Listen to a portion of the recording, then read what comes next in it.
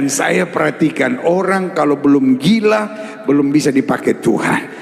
Bapak Yosafat, Bapak ini sudah selama 24 tahun, dia gila. Tapi puji Tuhan pada malam hari ini didoakan melalui sapu tangan, sudah disembuhkan oleh Tuhan Yesus.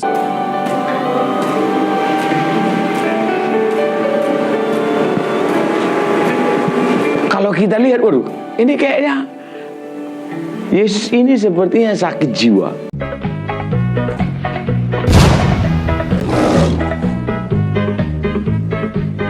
Assalamualaikum warahmatullahi wabarakatuh, sahabat semuanya. Jumpa lagi kita ya. Alhamdulillah.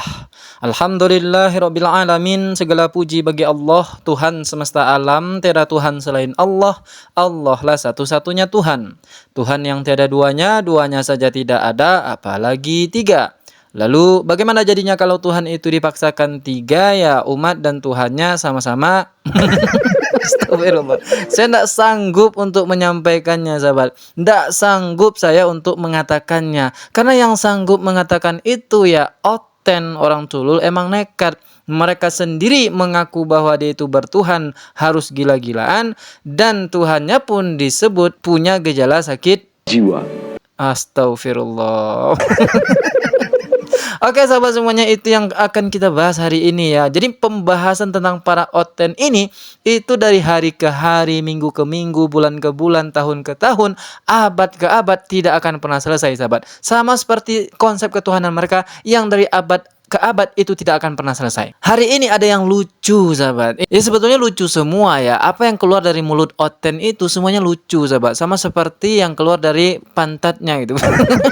Lucu aja semuanya. Dan kelucuan hari ini kelucuan yang sangat kopla ya. Setelah Handayani mengatakan bahwa Tuhannya itu dalam keadaan kotor, bercolor dan sebagainya, hari ini ada pendeta yang mengatakan Yesus itu punya gejala seolah-olah seperti orang sakit jiwa sahabat. Namun di sisi lain Yesus yang katanya itu punya gejala sakit jiwa juga menyembuhkan orang yang sakit jiwa.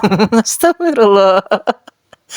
Faktanya ini ada orang yang disembuhkan Yesus yang awalnya gila puluhan tahun. Ini videonya. Bapak Yosafat, Bapak ini sudah selama 24 tahun, dia gila. Tapi puji Tuhan pada malam hari ini didoakan melalui sapu tangan, sudah disembuhkan oleh Tuhan Yesus. Sudah sadar? Sadar ya? Sudah. Waktu gila bagaimana? Masih ingat? Yang gila sudah disembuhkan. Yang bertanya itu yang gila. Masa pertanyaannya, sudah sembuh? Sudah sehat? Sudah. Waktu gila masih ingat? Apa yang diingat oleh orang gila? Ongok. Namanya aja orang gila. Ditanya pula waktu gila masih ingat? Nah, ini udah pindah nih sahabat ya. Bapaknya udah sehat, sakitnya pindah ke yang bertanya. Astagfirullahaladzim. Mau heran ya, tapi mau gimana lagi kan? Namanya oten. Memang demikian faktanya. Mereka itu dalam berimannya harus gila-gilaan.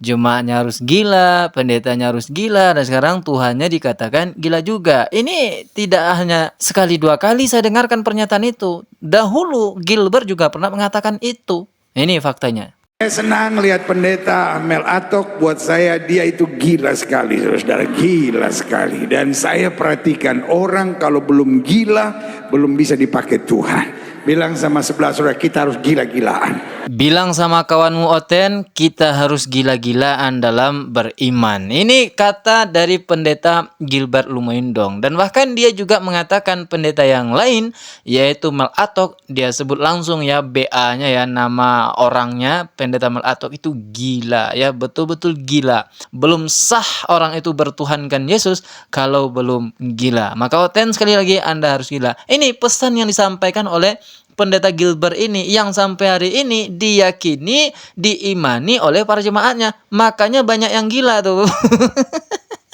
Dunia oten ini betul-betul kopla sahabat ya. Karena jemaahnya dibuat gila oleh pendetanya. Bertahun-tahun mereka buat gila. Dan setelah itu mereka pula emang obatnya gitu. Seolah-olah Tuhannya yang menyembuhkan. Jadi memang sengaja dibuat sakit dulu, habis itu diobati. Sama seperti antivirus sahabat ya. Antivirus itu dimasukkan ke dalam perangkat. Sebetulnya dalam antivirus itu juga dimasukkan virusnya. Jadi pas antivirusnya diinstal, virusnya ikut diinstal juga. Nah, nanti diobati lagi dengan antivirus gitu. Gitu terus. Jadi seperti bisnis. Cumanya dibuat gila, nanti ada pengobatan-pengobatan. Ini anaknya si Gilbert ini kan pengobatan juga nih ya. Jalan yang dia tempuh itu pengobatan juga. Atas nama Tuhan juga. Dan harus dikirim itu uangnya sebelum jam 2 besok. Astagfirullahaladzim. Nah sekarang yang terbaru yang saya sampaikan tadi. Ada pendeta yang mengatakan Tuhannya punya gejala sakit jiwa. Kalau kita mempelajari Injil, memang banyak kerumitan yang kita saksikan ketika kita melihat siapa Yesus.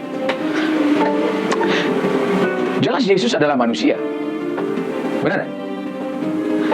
Tapi kalau dia adalah manusia, tapi sepertinya dia juga Tuhan. Dia disebut Allah, dia disebut Theos, dia disebut Kurios, dia disebut Logos, benar tak? Dan Alkitab memperlihatkan bahwa sepertinya Yesus Maha Tahu. Dia sepertinya Maha Kuasa. Bayangkan Pak, dia tahu kapan dia mati. Siapa di sini yang tahu kapan mati? Dia tahu tempat dia mati di mana. Dia tahu cara matinya itu dengan menderita. Dia tahu bahwa di Yerusalem dia akan mati, makanya dia ajak murid-muridnya ke Yerusalem. Dia tahu siapa yang akan mengkhianati dia. Dia tahu bahwa Petrus akan menyangkal dia. Ini kan gejala-gejala bahwa dia Maha Tahu. Tapi di tempat yang lain dia mengatakan tentang kedatangan anak manusia. Tidak ada seorang pun yang tahu, hanya Bapa yang tahu. Nah, sepertinya dia tidak Maha Tahu di situ. Lalu dia dipanggil sebagai Allah, dia dipanggil sebagai Tuhan, dia dipanggil sebagai anak Allah yang maha tinggi, tapi dia juga dipanggil sebagai imam, dia juga dipanggil sebagai nabi, dia juga dipanggil sebagai rasul, dia juga dipanggil sebagai guru. Repot enggak? Repot dong. Di satu sisi dia disebut turun dari surga, datang dari surga, berarti kan KTP-nya kan KTP surga. Tapi di satu sisi dia disebut lahirnya itu di Bethlehem, di Bethlehem. Saya nggak tahu gang berapa atau nomor berapa rumahnya di Bethlehem. Ini sudah menunjukkan gejala sakit jiwa ini ya sahabat. Karena sedang berkhotbah itu menjadikan Tuhannya itu, konsep Tuhannya itu bahan lelucon. KTP-nya di surga lah. Kemudian dia juga lahir di dunia meskipun dia nggak tahu di gang mana dia lahir. Padahal di dalam keyakinan Oten, doktrin Oten itu jelas Yesus itu lahirnya di kandang domba. Ini pendeta malah jadikan candaan. Nggak tahu saya di gang mana dia dilahirkan katanya. Jadi saya bertanya lagi nih, Yesus itu lahir di kandang domba apa di gang? Astagfirullahaladzim.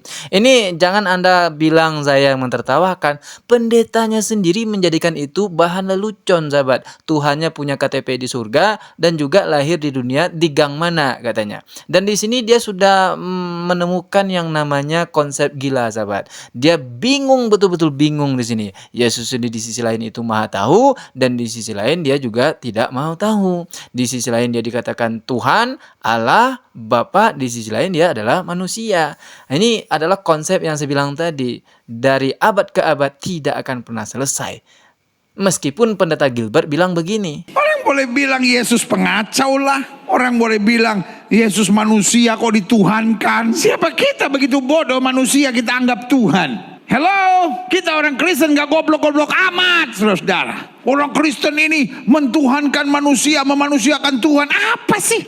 Kalimat-kalimat bodoh itu, saudara. Tapi dia Tuhan yang menjadi manusia. Setelah dia membodoh-bodohkan orang, menggoblok-goblokkan orang, akhirnya kalimat itu kembali lagi ke dia, sahabat. Kan dia sendiri yang bilang tadi, kita nggak goblok-goblok amat kok. Siapa yang menuhankan manusia? Tapi faktanya Tuhan menjadi manusia, katanya. Goblok. Astagfirullahaladzim. Iya, tapi mau gimana lagi kan? Ketika kita mendengarkan para Oten ini ngomong seperti itu, kita harus siap-siap memasang jiwa gila juga, sahabat. Supaya frekuensinya dapat. Kalau tidak, bisa-bisa mereka ini tidak kita anggap, sahabat. Nah, sementara mereka minta dianggap waras. Ya memang susah sih menganggap orang gila itu waras. Ya tapi kita harus paksakan mereka ini kita anggap orang waras dulu. Apalagi ketika mendengarkan kalimat yang terakhir ini. Waktu dia lahir. Tapi kalau kita lihat gejala-gejala ini, sepertinya Yesus itu manusia sejati, sepertinya Yesus itu Tuhan sejati. Yesus jelas jauh lebih muda daripada Abraham. Benar? Abraham itu Pak tahun 2000 sebelum Masehi, Yusuf tahun 1700 sebelum Masehi, Musa tahun 1500 sebelum Masehi, Daud tahun 1000 sebelum Masehi, Yesaya 700 tahun sebelum Masehi, Mika dan seterusnya 500 tahun sebelum Masehi. Yesus baru lahir tahun 4 sebelum Masehi. Anda bisa saja mengatakan Yesus lahir tahun 6 sebelum Masehi atau Yesus lahir tahun 2 sebelum Masehi, go ahead, no problem. Tapi kalau kita lihat, Pak, misalnya dalam Yohanes 8 ayat 58, Yesus bilang apa? Sebelum Abraham jadi, aku telah ada. Ini kan nggak masuk akal. Karena Abraham 2000 tahun yang lalu sudah lahir, Yesus baru 2000 tahun kemudian baru lahir. Lalu Yesus bilang, sebelum Abraham ada, aku telah ada.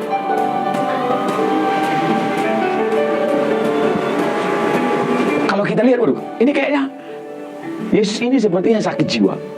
Stop. Anda kalau bertanya ke saya, Bang Tri, apa komentar kita terhadap orang yang mengatakan Tuhannya punya gejala sakit jiwa seperti ini? Tidak ada komentar, ya. No comment. Anda kalau berjumpa, bertemu, bersua dengan orang seperti ini di jalan, di mall, di tong sampah, Anda cukup dengarkan saja ocehannya. Dan jangan pernah Anda lawan. Dengarkan saja, angguk-angguk, geleng-geleng saja, dan wajahnya itu harus excited. Oh iya kah? Benar kah? Oh luar biasa, spektakuler. Itu saja ya. Ndak lebih, ndak kurang. Jangan Anda tambahi, jangan Anda kurangi. Dengarkan lalu pasang wajah excited. Meskipun hati Anda itu sudah terkentut-kentut mau tertawa.